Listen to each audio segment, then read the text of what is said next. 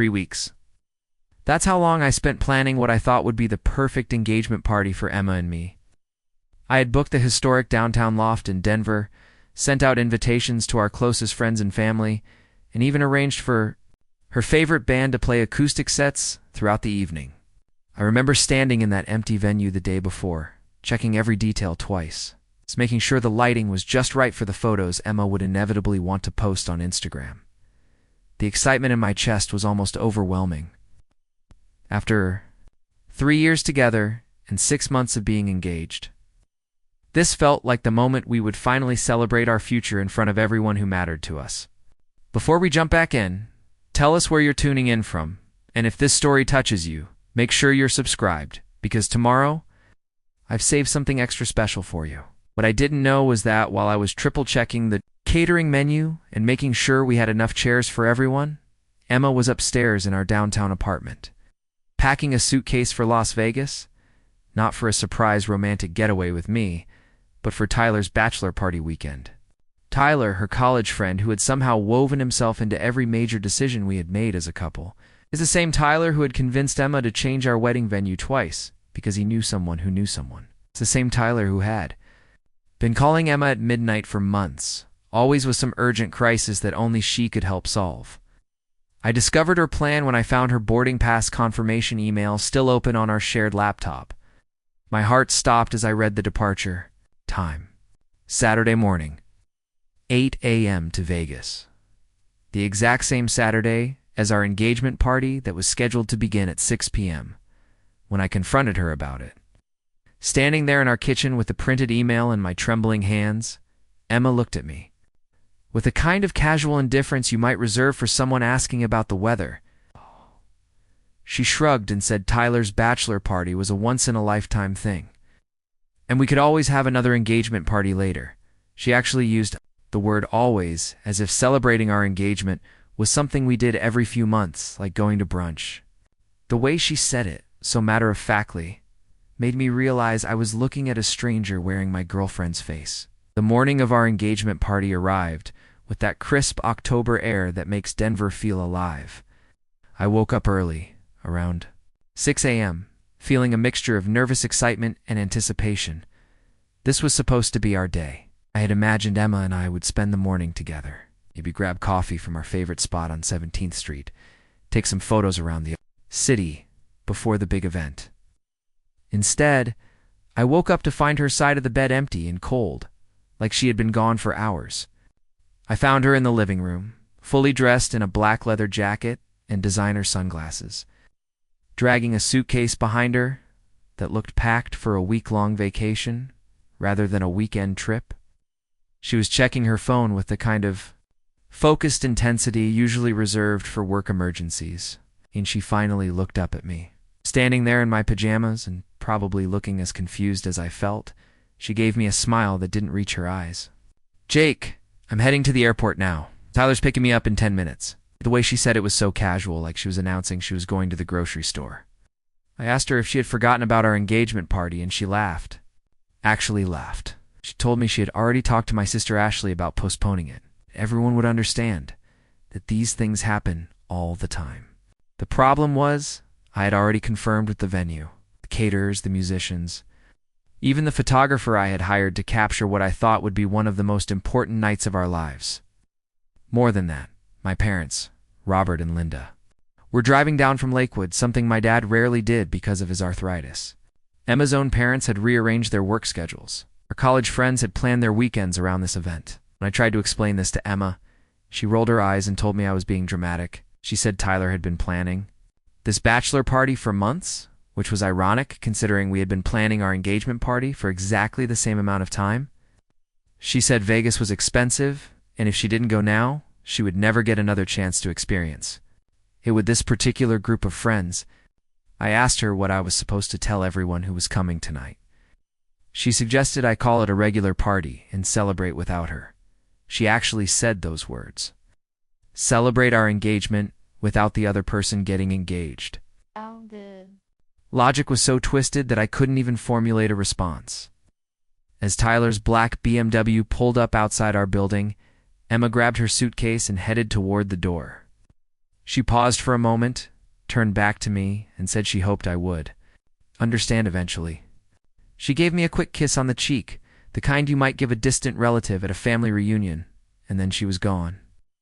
I stood at our window watching Tyler's car disappear down 15th Street, carrying my fiance toward a weekend that apparently mattered more to her than our entire relationship. The silence in our apartment was deafening.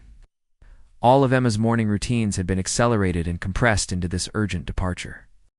Her coffee mug sat half empty on the kitchen counter. Her engagement ring, the one I had spent 2 months' salary on, was sitting next to her jewelry box.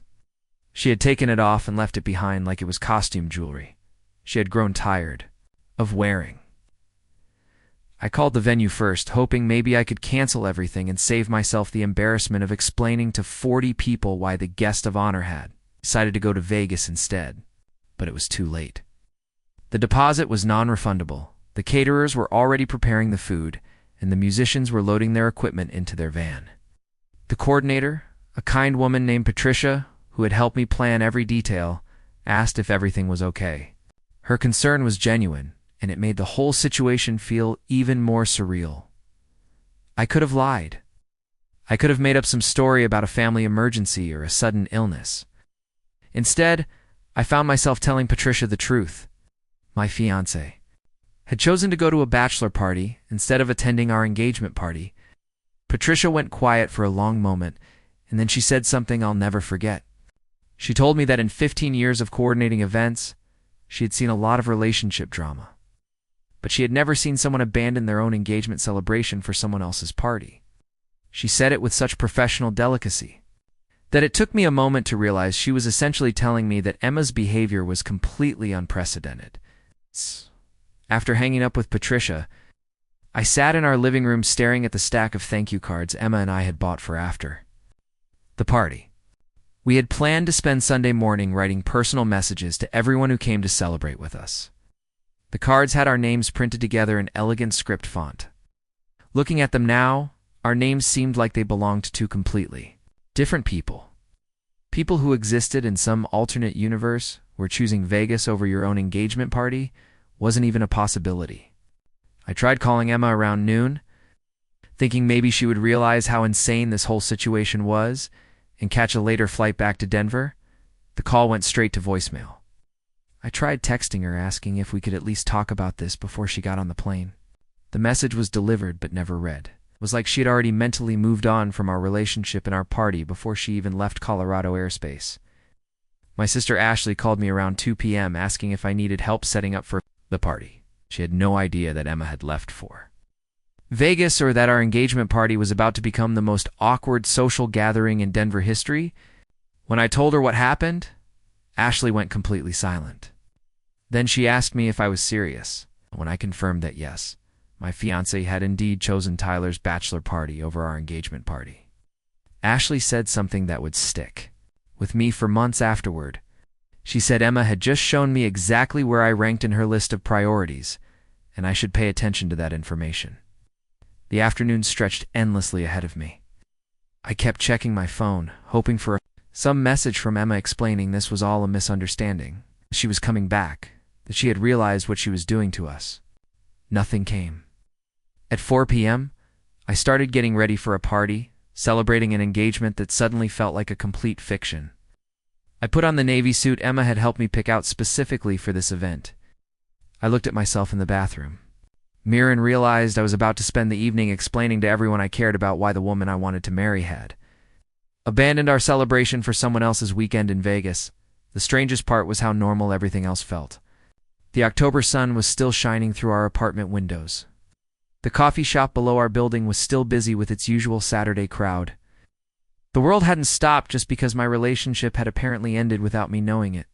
I grabbed the keys to our shared Honda and drove toward downtown, toward a party that would change everything, even though I didn't know it yet. The engagement party became the most educational evening of my life, though not in any way I could have anticipated. 43 people showed up to celebrate what they thought was the beginning of Emma's and my journey toward marriage. Instead, they witnessed me slowly piecing together the reality of what my relationship had actually become over the past year. My parents arrived first, my dad moving carefully because of his arthritis, but smiling with genuine pride. My mom, Linda, had brought her camera and was already scouting locations for photos. When they asked where Emma was, I found myself repeating the same surreal explanation I would give dozens of times that night. She chose to go to Vegas for Tyler's bachelor party instead. Each time I said it, the words sounded more absurd, like I was describing someone else's life. Ashley pulled me aside around 7 p.m., concern written across her face. She asked if I had heard from Emma at all since she left for the airport. I checked my phone again, finding nothing but read receipts. On messages that remained unanswered, preparing and narrating this story took us a lot of time, so if you are enjoying it, subscribe to our channel. It means a lot to us. Now back to the story. Ashley suggested we call some of Emma's work friends who were at the party to see if they knew more about this Vegas situation than I did. That conversation changed everything. Emma's colleague Madison, after a few drinks and some gentle prodding from Ashley, revealed that Emma had been planning this Vegas trip for over a month. Not only that, but she had specifically requested those days off from work, telling her boss it was for a family emergency. Madison seemed genuinely surprised that I didn't know about Emma's elaborate planning, mentioning that Emma had even bought a new wardrobe specifically for the trip and had been talking about it constantly at work. The pieces started clicking together in ways that made my stomach turn. Emma's recent late nights at the office suddenly made more sense when Madison mentioned that Tyler had been picking Emma up from work several times over the past few weeks. Those mysterious phone calls that Emma always took in the other room, the ones she claimed were work-related emergencies, began to feel far more personal. The way Emma had been increasingly critical of everything I did, from how I loaded the dishwasher to how I interacted with her friends, started to seem like someone building a case for why our relationship wasn't working. Robert, one of our college friends who had driven up from Colorado Springs, mentioned something that stopped me cold. He said Emma had asked him not to post any photos from tonight's party on social media because she wanted to keep things low-key. This from the woman who documented every restaurant, meal, and coffee shop visit we had ever shared together, who had created a dedicated Instagram highlight reel for our engagement photos, suddenly wanted our engagement party to remain completely undocumented. I excused myself and went to the bathroom, pulling out my phone to check Emma's Instagram story. What I found there felt like a punch to the chest. Emma had posted a video of herself at Denver International Airport, wearing designer sunglasses and laughing with someone off camera. The caption read, "Weekend adventure with my favorite people." Not our weekend, not mentioning the party she was missing, just her weekend adventure. The timestamp showed she had posted it at exactly the time our engagement party was supposed to begin. When I returned to the party, I started paying attention to conversations in ways I never had before. Emma's work friend Jessica mentioned that Emma had been complaining about feeling trapped lately. Though she claimed Jessica was talking about Emma's job, another friend, David, asked if Emma and I had been having problems because she had seemed distant at his birthday party last month, something I hadn't noticed at the time. The most disturbing revelation came from my own cousin Mark, who had flown in from Phoenix specifically for this party. He told me that Emma had called him 2 weeks ago, asking hypothetical questions about what it was like to be single in your late 20s, whether he ever regretted getting married young, and if he thought people changed too much to stay with their college relationships. She had framed these as research questions for a friend, but Mark had assumed she was talking about us. Around 10 p.m., I found myself standing in the venue's bathroom, staring at my reflection and trying to process what felt like months of deception compressed into a single evening. My phone buzzed with a text from Emma. The message was short and felt like it was written for someone else entirely. "Hope the party's going well. Have an amazing time in Vegas. Tyler says hi. Tyler says hi." As if Tyler's greetings were something I had been eagerly awaiting. I screenshot the message and found myself scrolling through our recent conversations. What I discovered made me feel sick. Over the past month, Emma's texts to me had become increasingly short and impersonal. While her response times had stretched from minutes to hours to sometimes entire days, meanwhile, I had been sending her long messages about our future, about house hunting, about wedding planning details. Messages that now read like desperate monologues to someone who had already mentally checked out of our relationship. officially ended around 11 p.m., but several close friends stayed to help clean up. During those quiet moments as we folded chairs and packed leftover decorations, people began sharing observations they had been keeping to themselves. Ashley mentioned that Emma had seemed disinterested during our last few family dinners. Dad Robert noted that Emma hadn't asked about his health in months, something that was unusual for her. These small details, individually meaningless, began forming a pattern that painted a picture I had been too close to see. My friend Marcus, who had been one of my groomsmen when I proposed to Emma, pulled me aside as we loaded boxes into my car. He asked if I knew that Tyler had been Emma's date to her company holiday party last year, something that happened while I was visiting my sick grandmother in Kansas City.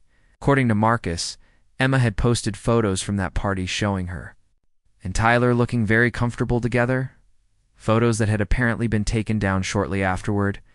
Driving home alone that night, I realized I had been living with someone who had been planning an exit strategy for months while I had been planning our future. The engagement party I had organized to celebrate our commitment had instead revealed the extent to which Emma had already emotionally divorced herself from our relationship. Every detail I had planned with love and excitement had been abandoned by someone who was already living a completely different life.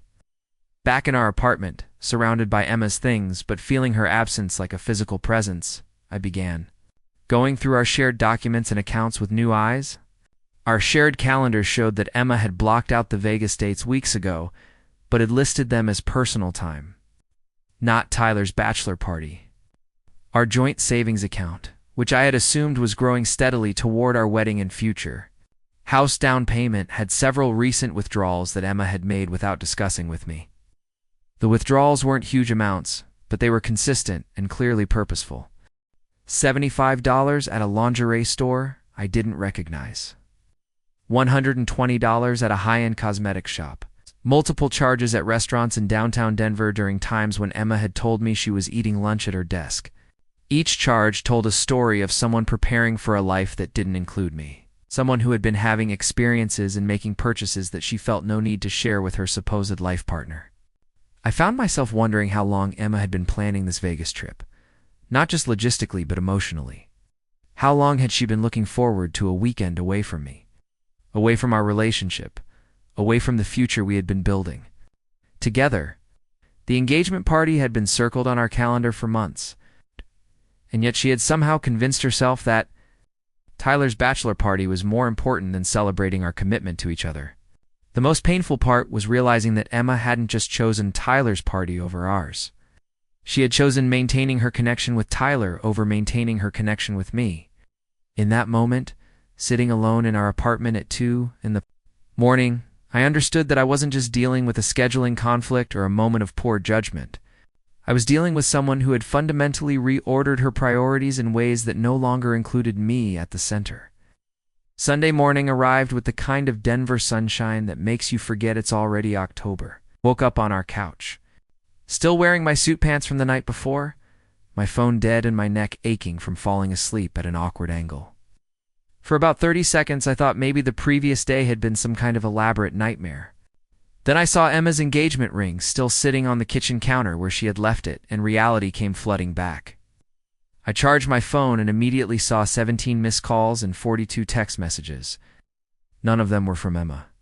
They were from friends and family who had attended the party, checking on me, offering support, sharing their own disbelief about what had happened.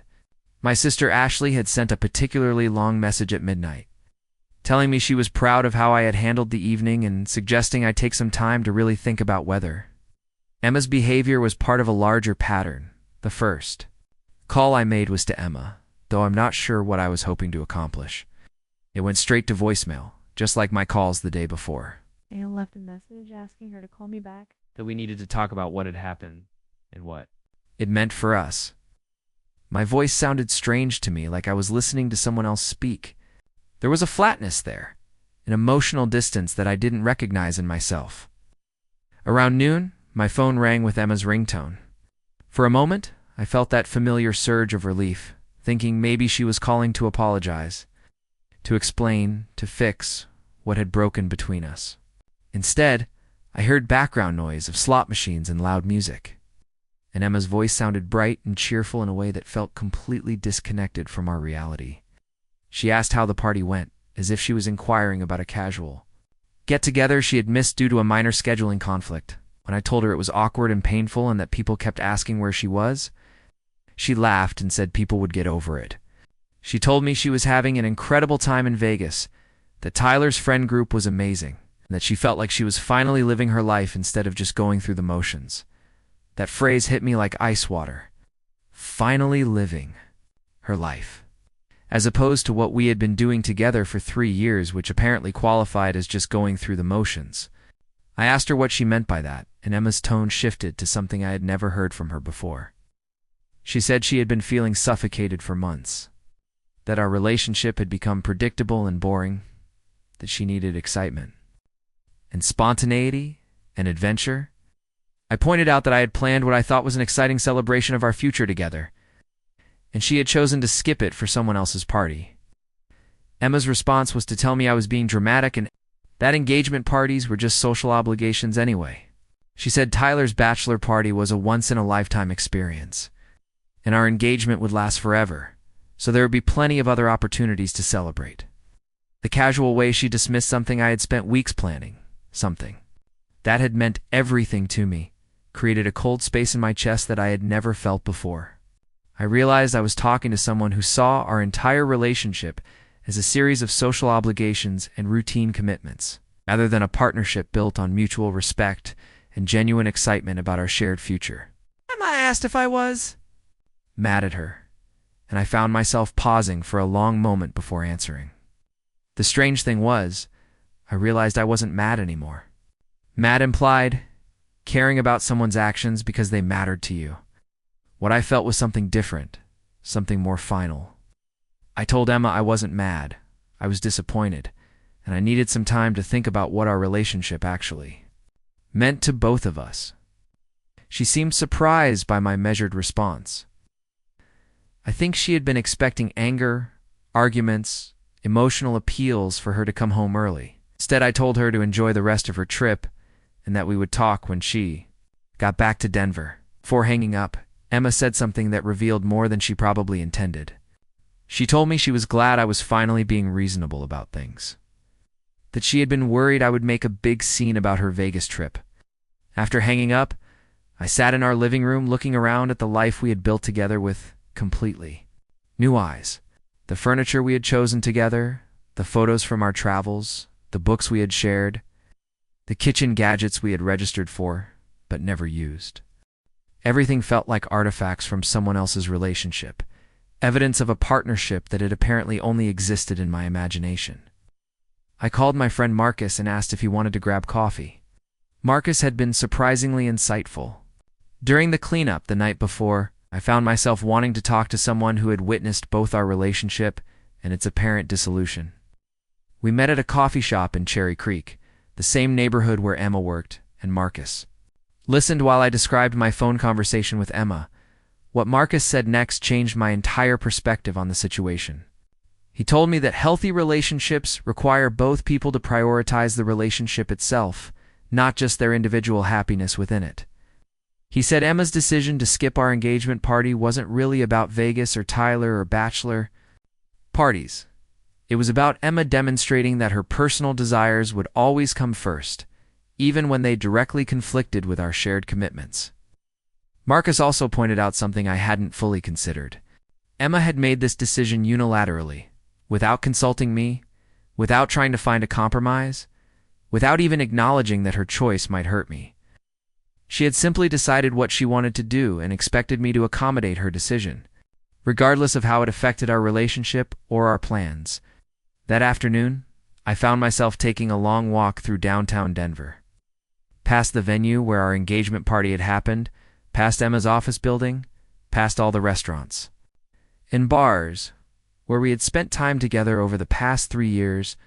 For the first time, instead of feeling nostalgic or sad, I felt like I was saying goodbye to a version of myself that had been willing to accept being someone's second choice. I realized that Emma's trip to Vegas wasn't really the problem. Problem was that I had been in a relationship with someone who saw me as a reliable backup plan rather than a chosen partner. someone who was willing to participate in our relationship when it was convenient for her, but equally willing to abandon our commitments when something more exciting came along. When I got home that evening, I did something I had never done in our entire relationship. I made plans for myself, without considering Emma's schedule or preferences. I booked a hiking trip to Aspen for the following weekend.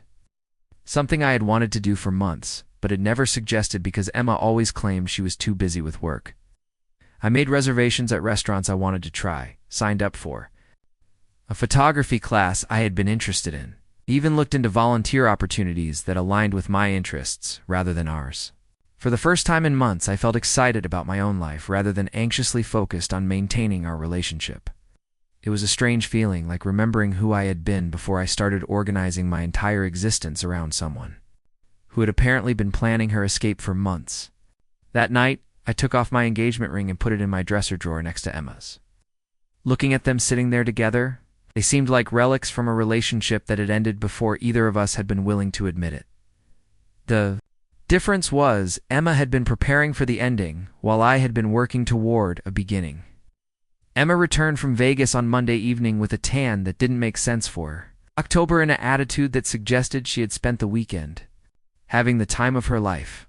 She walked into our apartment carrying shopping bags from stores I didn't recognize, talking about how amazing Tyler's friends were and how she felt like she had rediscovered who she really was as a person. I was sitting at our kitchen table with my laptop, working on a project for a client based in Portland. Emma kissed me on the top of the head like nothing had changed and launched into detailed stories about pool parties and late-night adventures, and how free she had felt to just be herself without any obligations or expectations. What struck me most was how she talked about the weekend as if it had been a solo journey of self-discovery, rather than a choice to abandon our engagement party. She never mentioned Tyler specifically, never acknowledged that she had missed our celebration, never asked how I had handled explaining her absence to 43 people who had come to celebrate our future together. When I mentioned that people had been asking about her, Emma waved her hand dismissively and said, "People worry too much about things that don't really matter." She said engagement parties were just social performances anyway, and what really mattered was how we felt about each other, not what other people thought about our relationship. I found myself nodding along with her words while feeling completely disconnected from them. It was like listening to someone speak a language that resembled English but carried entirely different meanings. Emma was talking about our relationship as if it existed in a vacuum, as if our commitments to each other didn't need to be honored in front of the people who cared about us. The real revelation came when Emma started unpacking her Vegas purchases. Expensive dresses I had never seen before, jewelry that looked like it cost more than I made in a week, shoes that seemed designed for a lifestyle that had nothing to do with our quiet Denver existence. When I asked about the cost, Emma told me she had been saving money from her work bonuses for months, money I hadn't known existed. That evening, as Emma showed me photos from her Vegas weekend, I noticed something that stopped me cold. In the background of several photos, I could see Tyler's hand resting on Emma's lower back, or his arm around her shoulders, or the two of them standing closer together than seemed appropriate for friends. When I pointed this out, Emma laughed and said Tyler was just an affectionate person, that everyone in their friend group was comfortable with physical contact. But there was something in Emma's eyes when she said it, a defensiveness that suggested she knew exactly how those photos looked and didn't particularly care about my opinion.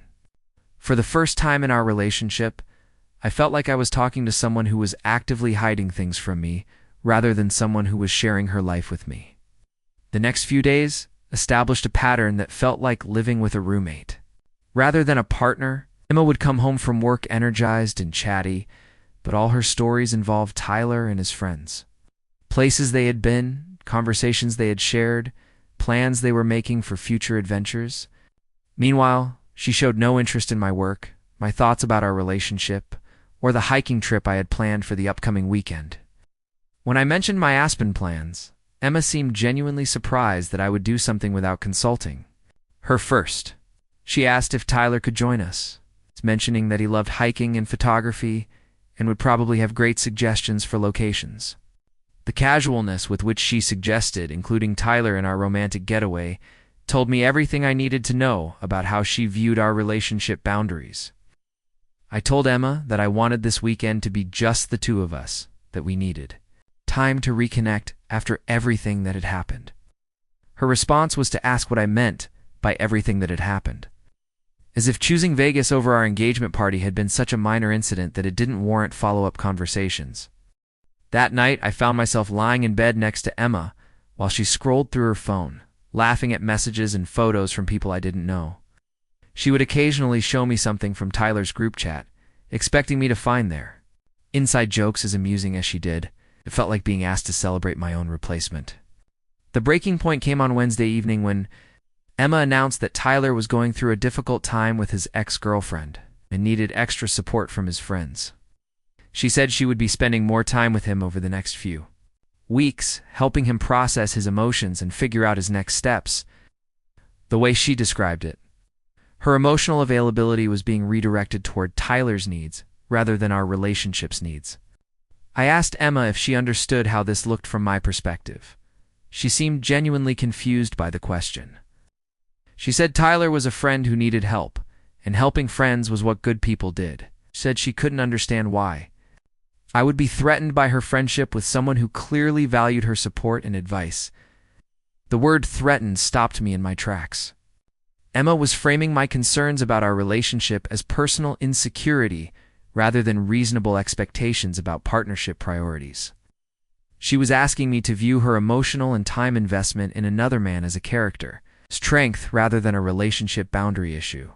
That Friday, as I prepared to leave for my solo Aspen trip, Emma mentioned that Tyler would probably be staying over while I was gone. She said he was having trouble sleeping alone and needed someone to talk to during his emotional crisis.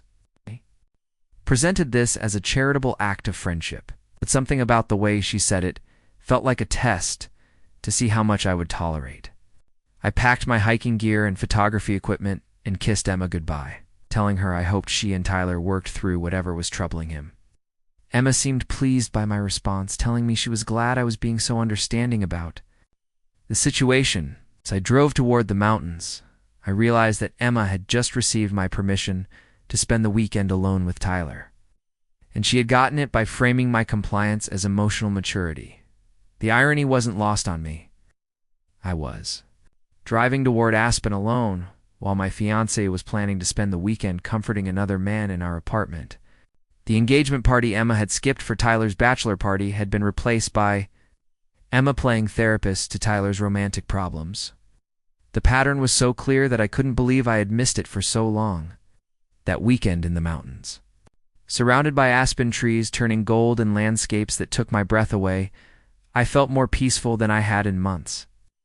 I hiked trails that challenged me physically, took photographs that captured beauty I had never noticed before, and spent evenings reading books I had been meaning to finish for years.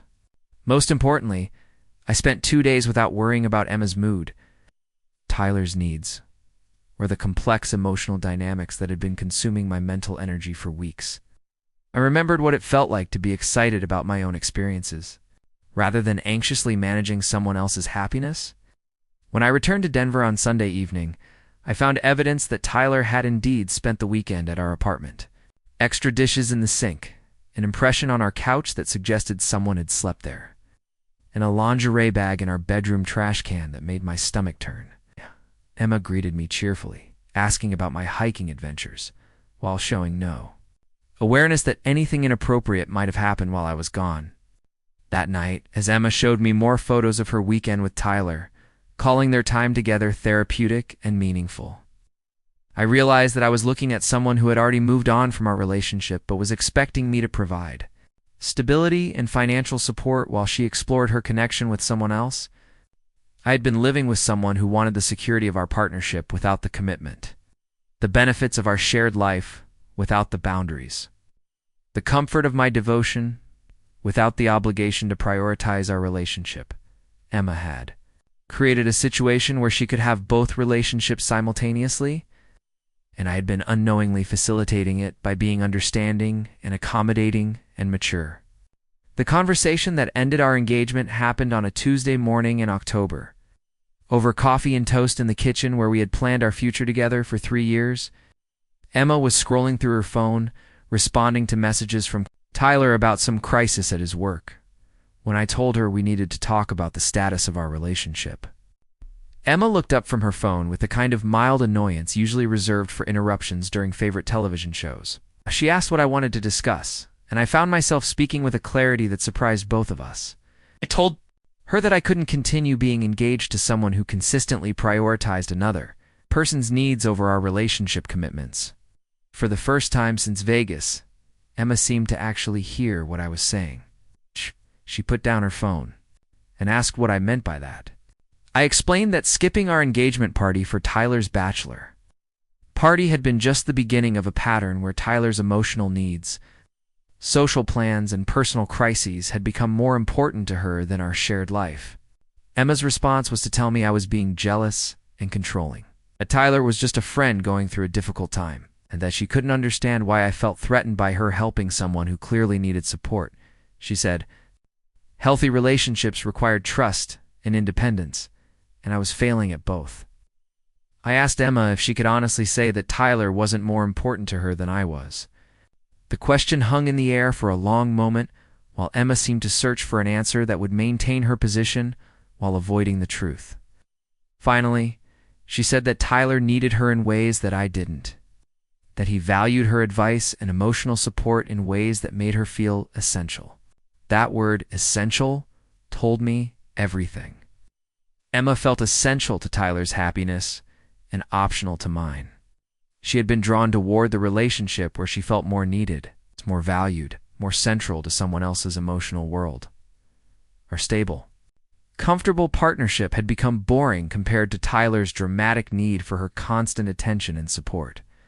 I told Emma that I needed her to choose between continuing our engagement and maintaining her intense friendship with Tyler.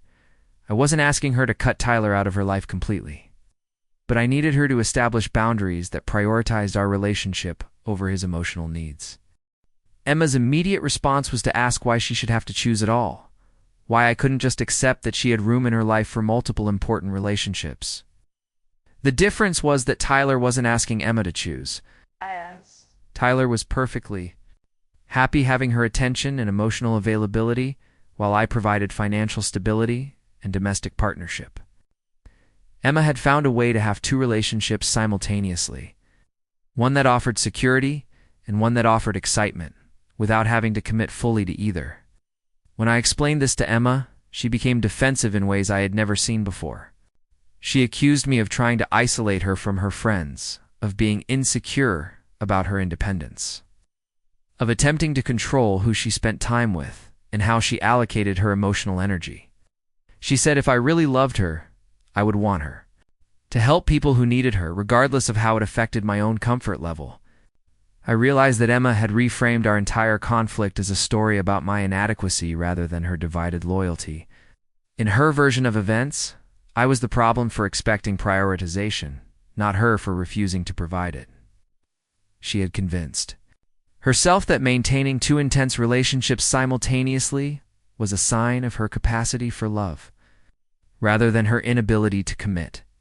That afternoon, I called Emma's parents to tell them we were ending our engagement. The conversation was harder than I had expected because they genuinely seemed to care about our relationship and couldn't understand what had gone wrong. When I explained Emma's choice to skip our engagement party for Tyler's bachelor party, her father went quiet for a long moment before saying that didn't sound like the Emma he had raised. Emma's mother asked if Emma knew I was calling them, and I realized that Emma had probably not told her parents about Vegas or Tyler or any of the choices she had made over the past month. In her parents' understanding, we were still the happy couple they had celebrated when we got engaged 6 months earlier. The most difficult conversation was with my own parents, who had driven down from Lakewood specifically for our engagement party and had witnessed firsthand Emma's priorities. My father, Robert, who rarely offered relationship advice, told me that marriage required two people who chose each other every day. And Emma had been choosing someone else for weeks. My mother, Linda, was more direct. She said she had noticed Emma's distraction during our recent family dinners, her constant phone checking, her lack of interest in wedding planning conversations. She said she had been worried about bringing up her concerns because she didn't want to interfere in our relationship, She was relieved to hear that I had noticed the same patterns. Over the following weeks, as Emma moved her belongings out of our shared apartment and into a place closer to her work and Tyler's social circle, I found myself feeling lighter rather than devastated. The constant anxiety about whether Emma was happy, whether I was meeting her needs, whether our relationship was fulfilling enough for her, had been replaced by a calm certainty that I had made the right decision. Emma's departure revealed how much mental energy I had been spending on managing her moods and accommodating her priorities. Without that constant emotional labor, I had space to reconnect with friends I had neglected, pursue interests I had put aside, and make decisions based on my own preferences rather than our supposed shared goals. The most unexpected development came through my work. The client project I had been developing for a Portland company expanded into a full-time remote position that would allow me to relocate anywhere I wanted.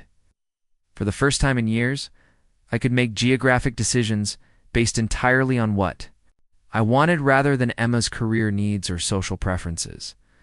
I decided to move to Portland permanently, partly for the work opportunity, but mostly because I wanted a complete fresh start in a city where every restaurant and hiking trail wouldn't remind me of plans Emma and I had made together. The decision felt like reclaiming my own life rather than continuing to live in the ghost of our shared one. 3 months later, as I was packing the last of my belongings for the move to Portland, I received a message from Emma. She wanted to meet for coffee to discuss what had gone wrong between us and whether there might be possibility for reconciliation. She said she missed our stability and comfort, that Tyler's intensity had become overwhelming, that she was beginning to understand what she had lost when she chose excitement over commitment. I met Emma at a coffee shop in downtown Denver, the same neighborhood where our relationship had effectively ended months earlier. She looked tired in a way that makeup couldn't hide, and she spoke about Tyler with the kind of frustrated exhaustion that comes from trying to save someone who doesn't want to be saved. Emma told me that Tyler had become possessive and demanding after she moved closer to his social circle, that he expected her constant availability but offered no real commitment in return. She said she had realized that what she thought was passion had actually been drama, and what she had dismissed as boring in our relationship had actually been love. I listened to Emma's explanation with something approaching sympathy, but I felt no temptation to reconsider our breakup. She was describing the predictable outcome of choosing intensity over partnership, excitement over reliability, drama over commitment. Emma had wanted to feel essential to Tyler's happiness, and she had gotten exactly what she asked for, including all the exhaustion and instability that came with it. When Emma asked if I thought we could try again, start over, build something better based on what we had both learned, I found myself feeling genuinely sad for her rather than angry or vindictive. She had traded a stable, loving partnership for an emotionally chaotic situation, and now she wanted to trade back. I told Emma that I hoped she found happiness and stability, but that our relationship had ended when she chose Tyler's bachelor party over our engagement party. That choice had revealed fundamental differences in how we prioritized commitments and partnerships, differences that couldn't be resolved through better communication or renewed effort. 6 months later, I was settled in Portland, working on projects that excited me, exploring a city that felt like home in ways Denver never had, and dating someone who viewed our relationship as her first priority rather than one option among many. Emma and Tyler's relationship had apparently ended badly. With Tyler moving to Seattle and Emma returning to the dating scene in Denver, sometimes I wondered if Emma had learned anything from our breakup, if she had gained any insight into how her choices had affected our relationship and her own happiness. But mostly I felt grateful that her decision to skip our engagement party had revealed her true priorities before we had gotten married and built an even more complicated life together. The woman I was dating in Portland, Chloe, was a lawyer who had helped me navigate some of the legal aspects of breaking my lease and relocating for work. She was someone who understood commitment, who valued consistency, who saw our relationship as something to protect rather than something to escape. From when more exciting options appeared, Chloe and I had been together for 4 months when she mentioned that one of her law school friends was getting married and had invited her to the wedding. She asked if I wanted to be her date, and I realized that accepting would mean introducing. myself to her social circle as her serious boyfriend, rather than someone she was casually seeing. The ease with which Chloe included me in her long-term social commitments. The natural way she spoke about our future plans, the obvious pride she took in our relationship, made me understand what partnership was supposed to feel like. I had spent 3 years with Emma wondering if our relationship was strong enough to survive external pressures.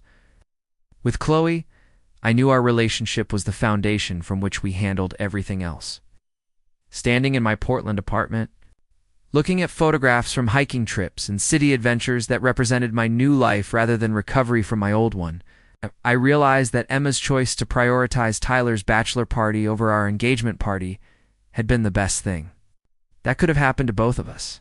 She had freed herself to pursue the kind of dramatic, intense relationship she actually wanted.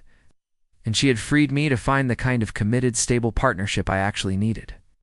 The engagement ring I had bought for Emma was still in my dresser drawer, not because I was holding on to the past, but because I hadn't figured out what to do with it yet. Sometimes I thought about selling it, sometimes about returning it, sometimes about saving it for a future that might include proposing to someone who would choose our engagement party over anyone else's bachelor party. Oh. But mostly I was just grateful that Emma had shown me who she really was before we had made an even bigger mistake. Her choice had hurt at the time, but it had saved both of us from years of trying to make a fundamentally incompatible relationship work through effort and compromise alone. The story wasn't really about Emma choosing Tyler's bachelor party over our engagement party. The story was about Emma choosing herself over us, excitement over stability, drama over commitment. And in the end, her choice had allowed me to do the same thing, to choose myself and my own happiness over trying to maintain a relationship with someone who would always be looking for something more exciting than what we had together.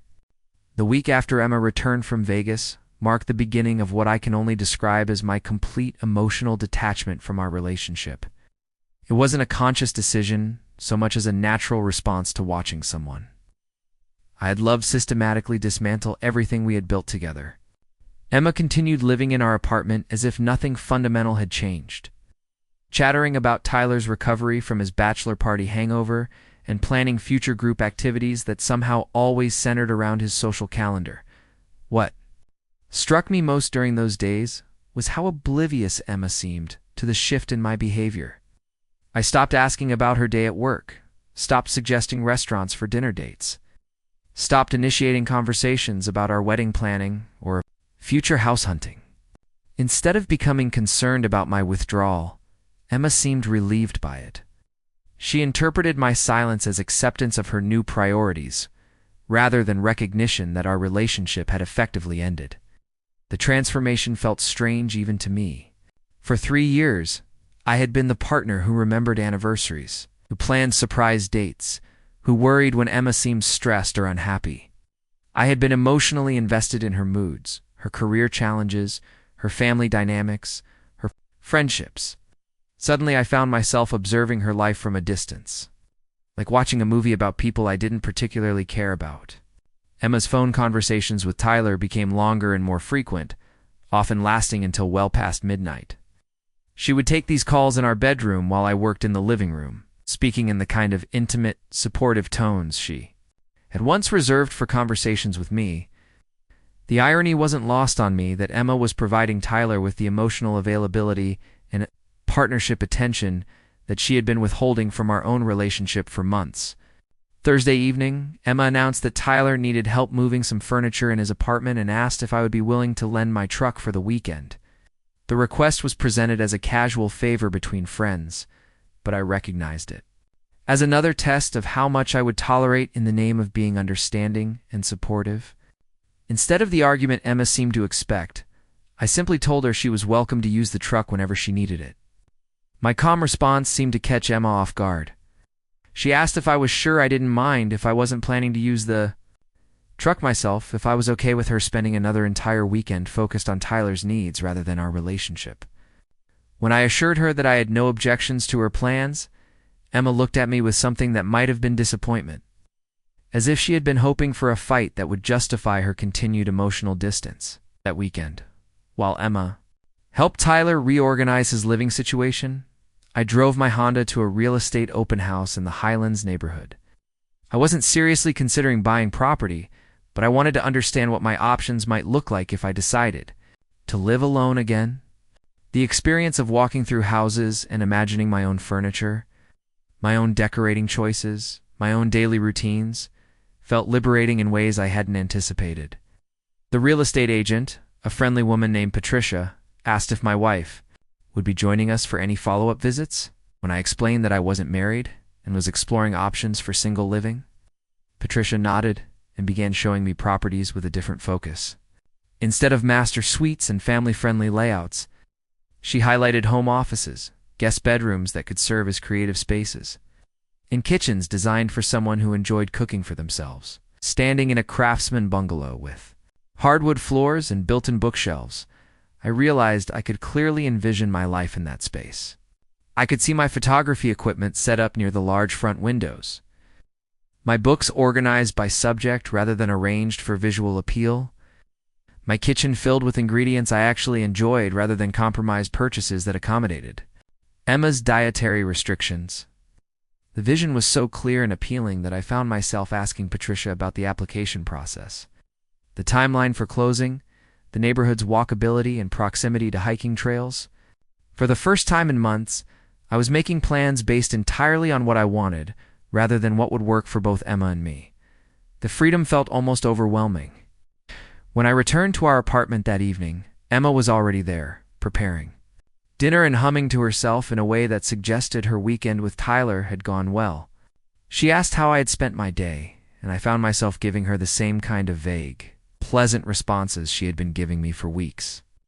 I mentioned driving around the city, exploring neighborhoods, thinking about future possibilities. Emma seemed satisfied with my nonspecific answers and launched into detailed stories about Tyler's decorating dilemmas and furniture arrangements. She described their weekend like a fun domestic adventure, complete with inside jokes and shared meals, and collaborative problem-solving. Listening to her enthusiasm about helping Tyler create his ideal living space, I realized she was describing the kind of partnership activities she had been avoiding with me for months. The contrast was so stark that it might have been painful if I hadn't already emotionally disconnected from our relationship. Instead, I found myself observing Emma's animated storytelling with something approaching anthropological curiosity. I was watching someone describe the relationship she actually wanted while remaining oblivious to the relationship she was systematically destroying. Monday morning brought a text message from Tyler, sent to both Emma and me, thanking us for the truck loaned and inviting us to a housewarming party the following weekend. The message was friendly and inclusive, but something about the tone suggested Tyler was very aware of the dynamics he was creating between Emma and me. He was positioning himself as someone who appreciated our generosity, while simultaneously benefiting from Emma's increasing emotional investment in his life. Emma's response to Tyler's invitation revealed more than she probably intended. She immediately accepted for both of us, then asked me if Saturday evening worked for my schedule. The assumption that I would want to attend a party celebrating Tyler's new living situation, subsidized by my truck and Emma's weekend labor, struck me as remarkably tone-deaf.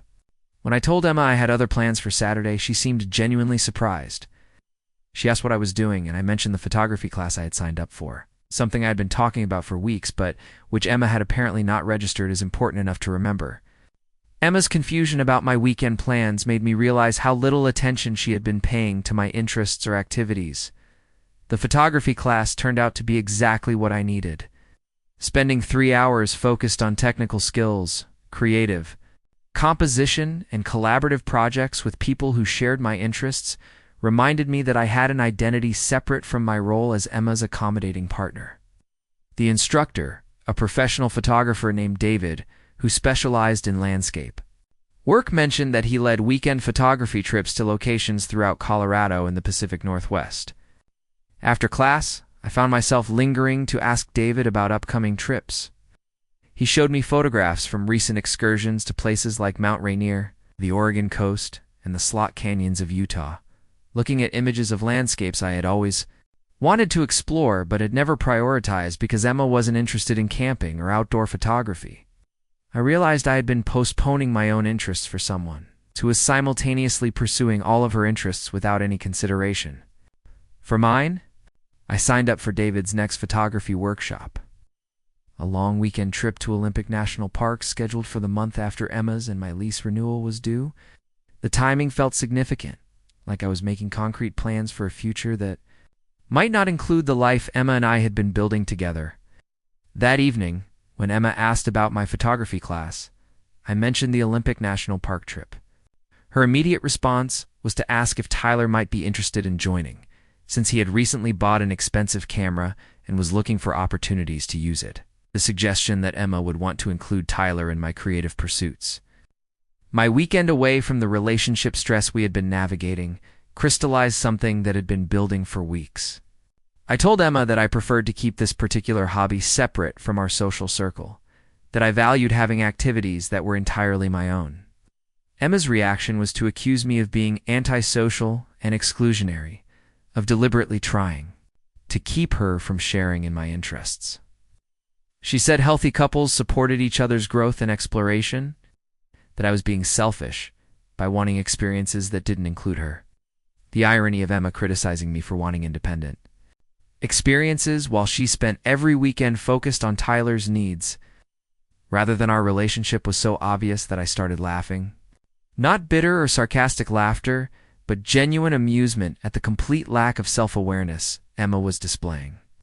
My laughter seemed to confuse and frustrate her, even more than my silence had.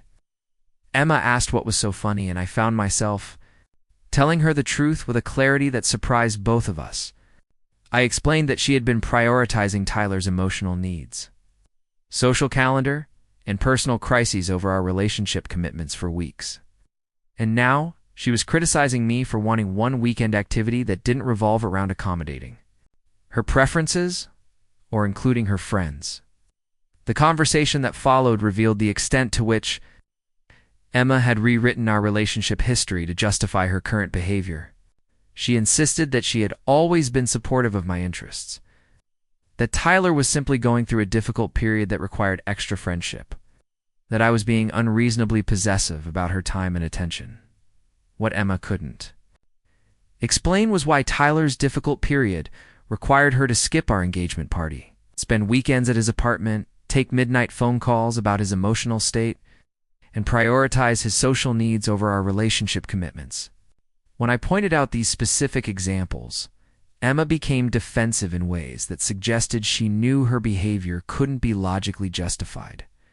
The argument ended with Emma accusing me of trying to isolate her from her friends, and me recognizing that we had fundamentally different definitions of what friendship looked like within a committed relationship. Emma saw no problem with providing Tyler with the kind of emotional intimacy and time investment that I thought should be reserved for our partnership.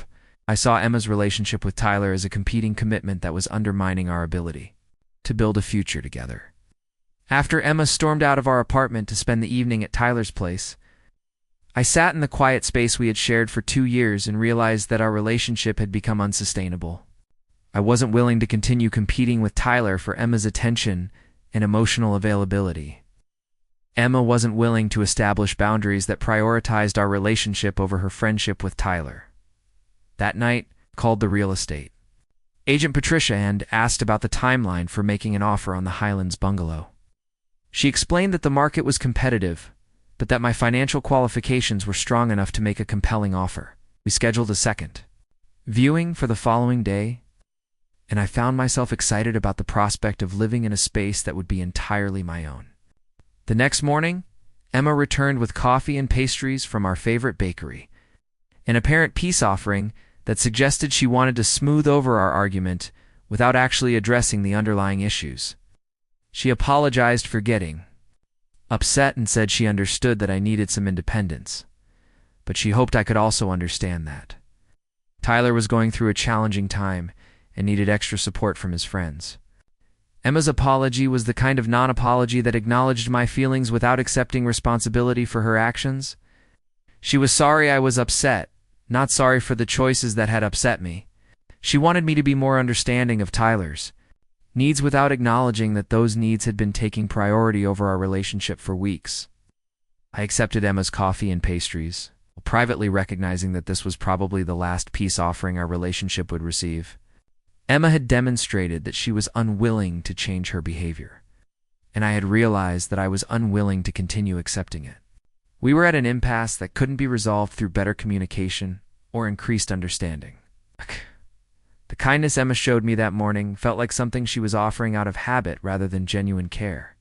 She was going through the motions of relationship maintenance, while her real emotional investment remained focused on Tyler's recovery from his bachelor party weekend and adjustment to his new living situation. Watching Emma perform the role of caring girlfriend, while obviously thinking about someone else's problems, made me understand that our relationship had become a social obligation. She was fulfilling rather than a partnership she was choosing. The realization didn't hurt anymore. It just made me more certain that ending our engagement was the right decision for both of us.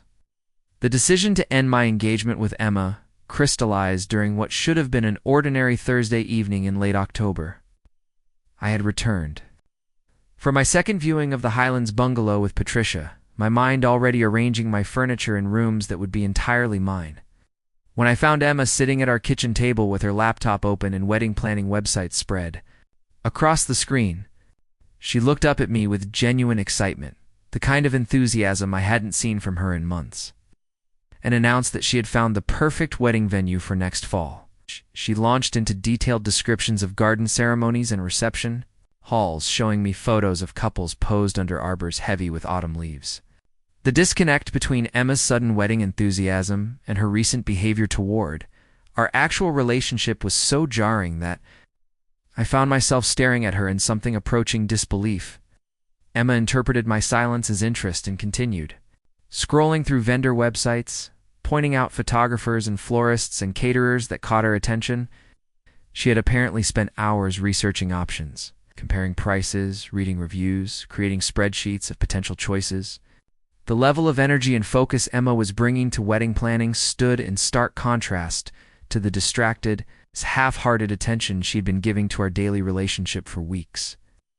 When I asked Emma why she was suddenly so interested in wedding planning after months of avoiding the topic, she seemed confused by the question. She said planning a wedding was obviously important. We needed to book vendors early to get the best options, that she wanted our celebration to be perfect. The word perfect hung in the air between us, loaded with ironies that Emma seemed completely unable to recognize. I found myself asking Emma if she remembered skipping our engagement party to go to Tyler's bachelor party in Vegas.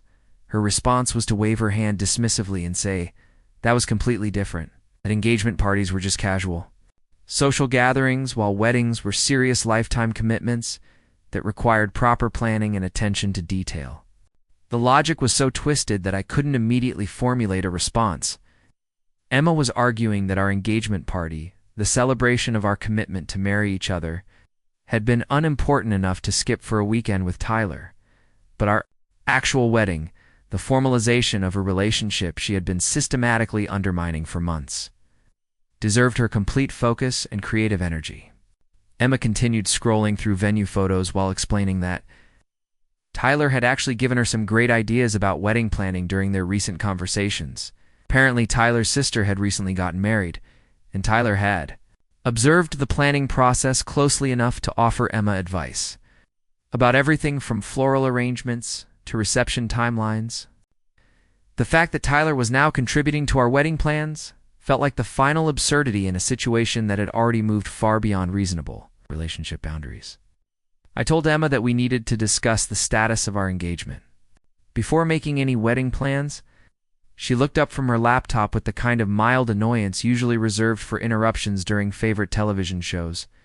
She asked what I wanted to discuss, and I found myself speaking with a directness that surprised both of us.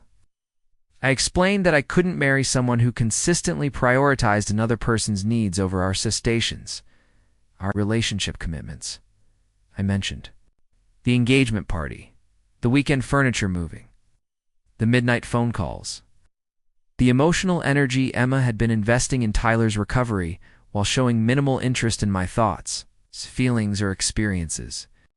Emma's immediate response was to accuse me of being jealous and possessive, of trying to control who she spent time with, and how she allocated her emotional support.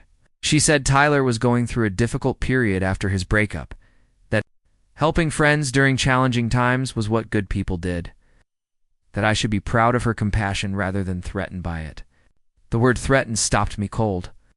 Emma was framing my concerns about our IHR relationship as personal insecurity rather than reasonable expectations about partnership priorities.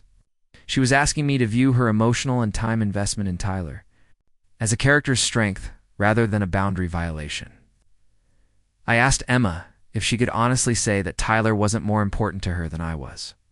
The question seemed to catch her off guard, and she spent a long moment searching for an answer that would maintain her defensive position while avoiding the obvious truth. Finally, she said that Tyler needed her in ways that I didn't, that he valued her advice and emotional support in ways that made her feel essential to his well-being. That word essential revealed everything I needed to know about Emma's priorities. She felt essential to Tyler's happiness and optional to mine. She had been drawn toward the relationship where she felt more needed, valued, more central to someone else's emotional world. Our stable, comfortable partnership had become boring compared to Tyler's dramatic need for her constant attention and crisis management. Emma's confession that she felt more essential to Tyler than to me should have been devastating. Instead, I felt a strange sense of relief, like finally receiving confirmation of something I had suspected for weeks. Emma had been emotionally investing in Tyler's life because it made her feel important in ways that our established relationship no longer did. I told Emma that I needed her to choose between continuing our engagement and maintaining her intense, emotional relationship with Tyler. I wasn't asking her to cut Tyler out of her life completely, but I needed her to establish boundaries that prioritized our partnership over his constant emotional needs. Emma's response was immediate and defensive. She asked why she should have to choose at all, why I couldn't just accept that she had room in her life for multiple important relationships. She said healthy partnerships required trust and independence, that I was being controlling and unreasonable by expecting her to limit her friendships. The difference, I explained, was that Tyler wasn't asking Emma to choose between relationships. Tyler was perfectly comfortable receiving Emma's emotional availability and time investment while I continued providing financial stability and domestic partnership. Emma had created a situation where she could have two relationships simultaneously, one that offered security and one that offered excitement and drama, without having to fully commit to either. Emma became defensive in ways I had never seen from her before. She accused me of trying to isolate her from her friends, of being insecure about her independence, of attempting to manipulate her through emotional ultimatums. She said if I really loved her, I would want her to help people who needed her support, regardless of how it affected my own comfort level. I realized that Emma had completely reframed our relationship conflict as a story about my inadequacy rather than her divided loyalty. In her version of events, I was the problem for expecting prioritization, not her for refusing to provide it. She had convinced herself that maintaining two intense relationships simultaneously was evidence of her capacity for love rather than her inability to commit. That evening, after Emma left to spend time at Tyler's apartment discussing his latest emotional crisis, I called my sister Ashley and told her I was ending my engagement. Ashley's response was immediate relief mixed with concern for my well-being. She said she had been watching Emma's behavior toward me deteriorate over the past few months but hadn't wanted to interfere unless I asked for her perspective. Ashley mentioned that she had noticed Emma's constant phone checking during family dinners, her lack of interest in conversations about our future, her obvious distraction when anyone tried to discuss wedding plans or relationship topics. Said watching Emma during our engagement party had been painful because Emma's absence had been so obviously deliberate rather than unavoidable.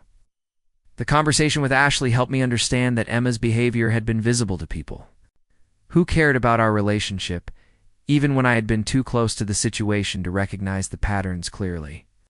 My family had been watching Emma systematically disengage from our partnership while I had been working harder to maintain connection and accommodation. Over the following days, as I began the practical process of ending our engagement, I discovered how much mental energy I had been spending on managing Emma's moods and accommodating her constantly shifting priorities.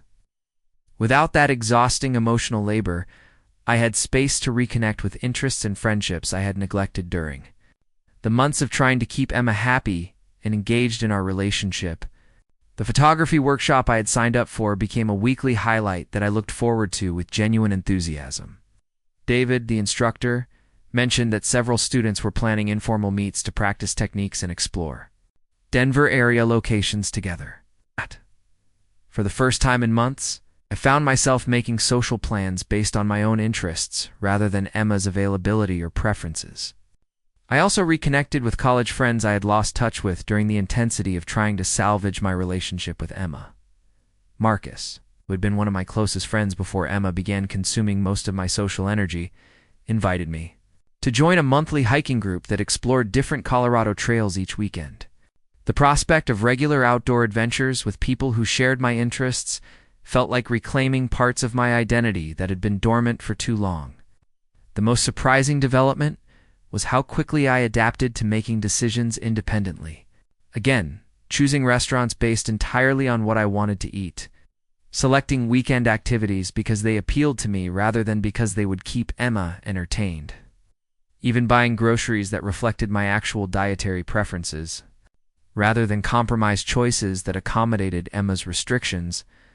Emma's reaction to my newfound independence was predictably focused on how my changes affected her, rather than any recognition of why I might be making them.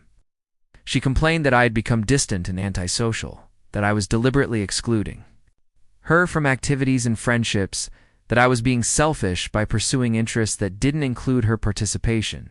The irony of Emma criticizing me for social independence, while she spent most of her free time focused on Tyler's needs, was so obvious that I found myself laughing rather than arguing. Emma's confusion about my laughter revealed how completely she had lost track of the basic reciprocity that healthy relationships require. When Emma asked what was so amusing about her concerns, I explained that she had been prioritizing Tyler's emotional needs over our relationship for months, and now she was upset that I was developing interests and friendships that didn't revolve around accommodating her preferences. The comparison seemed to genuinely surprise Emma, as if she had never considered that her behavior toward Tyler might be similar to the independence she was criticizing in me. Emma's defense was that Tyler needed her support during a difficult time while I was choosing to be antisocial, just to hurt her feelings. She couldn't see that both situations involved choosing to invest time and emotional energy outside our primary relationship, that her choices had been far more damaging to our partnership than my recent pursuit of independent interests. The conversation ended with Emma asking if I was trying to punish her for being a good friend to Tyler. I realized that Emma had completely lost sight of the difference between supportive friendship and emotional affair, between helping someone through a crisis and replacing your partner's emotional needs with someone else's. I told Emma that I wasn't trying to punish anyone, but that I could no longer continue being engaged to someone who consistently treated our relationship as less important than her friendship with Tyler. Emma's response was to ask if I was seriously considering ending our engagement over her refusal to abandon a friend who needed her support. The way Emma framed the question revealed everything wrong with her perspective. She saw Tyler's needs as more legitimate than mine, his claims on her time and emotional energy as more valid than our partnership commitments. She had convinced herself that choosing Tyler over me was evidence of her moral character rather than relationship betrayal. That night, as Emma packed a bag to spend another weekend helping Tyler through his latest emotional crisis, I made a final offer of couples counseling to see if we could find a way to repair our relationship. Emma's response was that she didn't see anything wrong with our relationship that wouldn't be solved by me becoming more secure and trusting.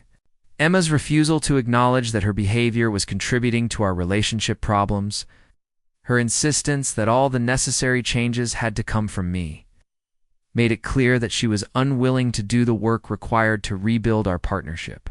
She wanted me to accept her divided loyalty rather than address the fundamental boundary issues that were destroying our future together.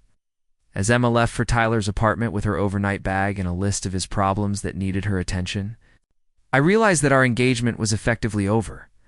Emma had chosen Tyler's emotional needs over our relationship commitments so consistently that she could no longer imagine a different arrangement. She had created a life where Tyler's happiness was her priority and my accommodation was her expectation. The final conversation that officially ended my engagement with Emma happened on a Sunday morning in November. 3 weeks after I had made an offer on the Highlands bungalow, Emma had returned from another weekend at Tyler's apartment, looking tired but oddly satisfied, like someone who had been working hard on a project she found deeply fulfilling. I was sitting at our kitchen table with coffee and the Sunday paper when Emma announced that Tyler had decided to move to Seattle for a job opportunity, and she was thinking about going with him. She presented this information casually, like mentioning a possible change in dinner plans, completely oblivious to the magnitude of what she was suggesting. When I asked Emma if she was seriously considering moving to Seattle with Tyler, she seemed surprised that I found the idea shocking. She explained that Tyler needed support during his transition to a new city, that she could work remotely from anywhere, that it would be an adventure that might help her figure out what she really wanted from life. The phrase "what she really wanted from life" hung between us, loaded with implications that Emma seemed unwilling to acknowledge directly. She was talking about leaving Denver, leaving our shared apartment, leaving our 3-year relationship to help Tyler adjust to his new life in Seattle. But she was framing it as personal growth rather than relationship abandonment. I asked Emma where her consideration of Tyler's move to Seattle left our engagement and wedding planning. She looked at me with genuine confusion, as if the question made no logical sense. She said our relationship would be fine, that long-distance arrangements worked for lots of couples, that I could visit Seattle regularly, or even consider relocating myself if I decided I missed her too much. Emma's assumption that I would accommodate her decision to move across the country with another man, that I would maintain our engagement while she built a new life with Tyler in Seattle, revealed the extent to which she had lost touch with basic relationship boundaries. She was asking me to wait patiently while she explored whatever was developing between her and Tyler. With no timeline for her return and no acknowledgement of how her choice affected our future together, I told Emma that I wouldn't be maintaining a long-distance engagement with someone who had moved to Seattle to support Tyler's career transition. She seemed genuinely surprised by my position, asking why I was being so inflexible about what was obviously a temporary situation that would benefit Tyler's professional development. Emma's focus on Tyler's professional development, rather than our relationship's survival, struck me as the final confirmation that she had already mentally moved on from our partnership. She was more invested in Tyler's career success than in preserving what we had built together over 3 years. When I told Emma that her decision to move to Seattle with Tyler meant our engagement was over, she became defensive in ways that revealed how little thought she had given to my perspective. She accused me of being possessive and controlling, of trying to prevent her from helping a friend who clearly needed her support during a difficult transition. Emma's argument was that healthy relationships required trust and independence, that I should be secure enough in our connection to support her temporary relocation to help Tyler establish himself in a new city. She said if I really loved her, I would want her to follow her instincts about where she was needed most, even if that meant short-term separation from our life together. The twisted logic was so familiar by now that I found myself responding with complete calm rather than frustration. I explained that Emma was welcome to move to Seattle with Tyler, but that doing so would end our engagement because I wasn't interested in competing for her attention from 1,200 miles away. Emma's response was to ask if I was seriously going to end our 3-year relationship over her decision to help Tyler during a challenging period. She said she couldn't believe I would be so selfish and demanding, that she had expected more maturity and understanding from someone she had been planning to marry. The conversation revealed that Emma had convinced herself our entire relationship conflict was about my inadequacy rather than her divided loyalty. In her version of events, I was failing to be supportive and understanding, on her failing to prioritize our partnership over Tyler's constantly evolving needs. I told Emma that she was free to make whatever choice felt right for her, but that I wouldn't be waiting in Denver for her to decide whether our relationship was worth prioritizing over her friendship with Tyler. Emma seemed shocked that I was refusing to accommodate her Seattle plans, as if my acceptance of her divided attention had been guaranteed. That afternoon, Emma packed 2 suitcases and moved in with Tyler temporarily while they finalized plans for their Seattle relocation. She left most of her belongings in our apartment, telling me she wasn't sure how long the Seattle arrangement would last and didn't want to make any permanent changes until she had more clarity about her future. Emma's refusal to acknowledge that moving to Seattle with Tyler represented a permanent change to our relationship was the final proof that she was unwilling to take responsibility for her choices. She wanted to maintain the option of returning to our relationship if her Seattle adventure didn't work out as planned. 2 weeks later, I received a text from Emma saying she and Tyler were driving to Seattle the following day. The message was brief and impersonal, like a notification rather than communication between people who had been planning to spend their lives together. She said she hoped I would understand eventually that she was following her heart toward what felt like the right decision. I didn't respond to Emma's text, and I never heard from her again through mutual friends. I learned that Emma and Tyler's relationship in Seattle had been intense but brief, ending badly when Tyler met someone else within months of their move. Emma had apparently returned to Denver eventually, but by then I was already settled in Portland, working on projects that excited me and dating someone who viewed our relationship as her first priority. The photography workshop I had been attending led to freelance opportunities that eventually grew into a full-time career change. David, my instructor, recommended me for a position with a Portland-based outdoor adventure company that needed someone to document their guided trips throughout the Pacific Northwest. The job combined my technical skills with my love of nature photography and travel. Moving to Portland felt like stepping into a life that had been waiting for me rather than recovering from the life I had lost. The city's coffee culture, hiking, accessibility, creative community provided everything I had been missing during my years of accommodation and compromise with Emma. 6 months after Emma moved to Seattle with Tyler, I met Chloe through work when her law firm hired my company to document a corporate retreat in the Columbia River Gorge. She was professional, funny, and completely focused on our conversation during breaks between photo sessions. When she asked if I wanted to grab dinner after the event wrapped up, I realized I hadn't thought about Emma or Tyler in weeks. Chloe and I had been dating for 4 months when she mentioned that her college roommate was getting married in Denver and asked if I wanted to be her date. The ease with which she included me in her long-term social commitments, the natural way she spoke about our future plans, made me understand what partnership was supposed to feel like. Standing in Chloe's Portland apartment, looking at photographs from hiking trips and city adventures that represented genuine shared interests rather than careful compromises, I realized that Emma's choice to prioritize Tyler's bachelor party over our engagement party had been the catalyst for the best decision I had ever made. Emma had given me the opportunity to discover what I actually wanted from a relationship by showing me so clearly what I was unwilling to accept. Her inability to prioritize our partnership had freed me to find someone who shared my values about commitment, mutual respect, and genuine partnership. The engagement ring I had bought for Emma was eventually returned to the jeweler, the refund, used toward a down payment on outdoor photography equipment that supported my new career. Sometimes I wondered if Emma had learned anything about relationships from our breakup, but mostly I felt grateful that her choices had led me toward a life that aligned with my actual values and interests. The story wasn't really about Emma choosing Tyler's bachelor party over our engagement party. Ow. It was about Emma choosing excitement over commitment, drama over stability, someone else's needs over our shared future. And ultimately, her choice had allowed me to do the same thing. To choose myself and my own happiness over trying to maintain a relationship with someone who would always be looking for something more compelling than what we had together. Up. Next, you've got 2 more standout stories right on your screen. If this one hit the mark, you won't want to pass these up. Just click and check them out.